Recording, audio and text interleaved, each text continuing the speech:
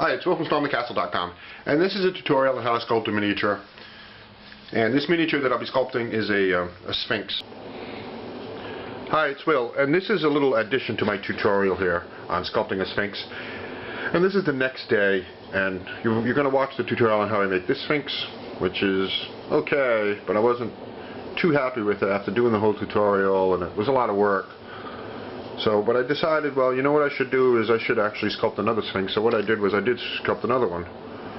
And for this I used Sculptalina, which is very nice, very fine modeling clay, sculpting clay. And I referred to pictures of the Sphinx so I could get a really good sense of it, how it looks and the dimensions of it. So this one came out a lot better. So I guess the point there I want to make is that, you know, if you're doing something, anything, just about any pursuit, sculpting, anything, making dioramas, whatever. If it doesn't come out the way you want it to, do it again. Try it again, and you'll get better. And you see, this one's a lot better than this one, in my opinion. You know, this one's kind of wacky, so that's my point.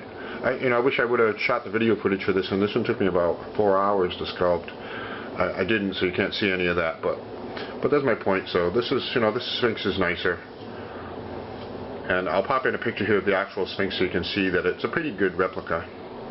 And I do have videos here on my channel in Egypt and videos here of the Sphinx if you want to check those out. So there's the lesson, you know. Give it another shot. Try again. Refer to some pictures and you improve. And that's the real point there. So on with the tutorial. I'm working on an Egyptian diorama. Not a real fancy one. It's a pretty basic one. But I need a Sphinx for it, and so I'm going to sculpt the miniature Sphinx, and I'll show you a few things here. I do have a lot of other tutorials on sculpting miniatures. I actually have a whole series of tutorials. It's 16 videos long. Takes you from very beginning to the very end of sculpting and all kinds of stuff. It's a really good series of tutorials, so you might want to check that out. It's called Sculpting Fantasy Miniatures. But let me go over a few things here for the sculpting of this. Because the Sphinx is larger than a normal miniature because of the diorama, what I ended up doing is I actually screwed together 3 corks. I like to work with a cork when I'm sculpting. It's really convenient to hold and to sculpt. I screwed 3 of them together so I could put the Sphinx on, and you can see I made a wireframe of the Sphinx, and that's how you start out, with a wireframe. Give you the basic shape of your figure. It makes it'll hold together much better, and it makes it a lot easier to sculpt it, especially if it has like appendages like the neck and the head. A couple things I wanted to show you. So I used some wire here, and I'm going to use a little bit of aluminum foil. I like to fill in some of the bigger areas with aluminum foil. It saves on clay, and so to do this, a couple of other tools, and a couple of small tools to manipulate the wire. And I also did solder. I like to solder the armature. This is called an armature. I like to solder that together for strength.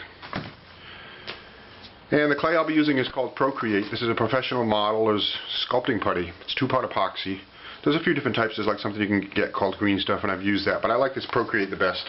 I like the feel of it, the workability of it, and the final result of it. This is really nice. It comes in 2 parts. If you're not familiar with this a modeler's epoxy, comes in a resin and a hardener, and what you do is you just break off a little bit of each, about equal portions, and you mix them together. And once you mix them together, you get about 2 hours before it hardens.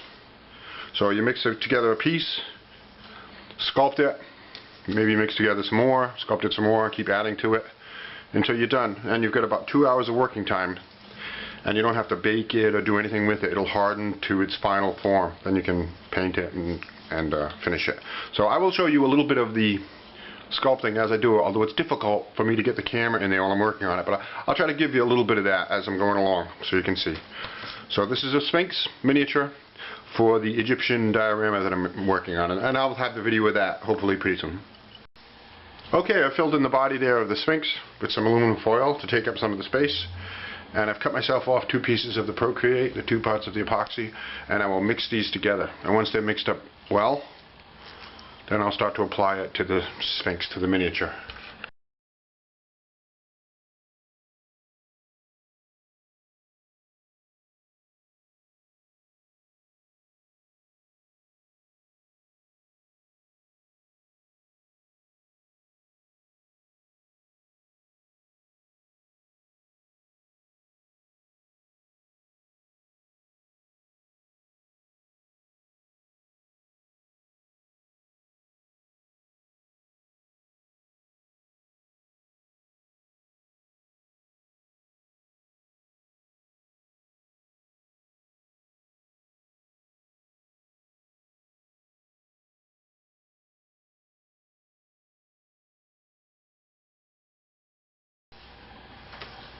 Okay, so you've seen some of that, and what I've done here is I've laid in just the basic physical shape, just bulked it out a little bit to get a kind of a sense for the shape of the figure, and that's what you should do after this. You fill in the wireframe, get it filled in, get the rough shape out. From here I'll start to use tools, and I will start to actually sculpt it into shape, and I'll show you some of that too.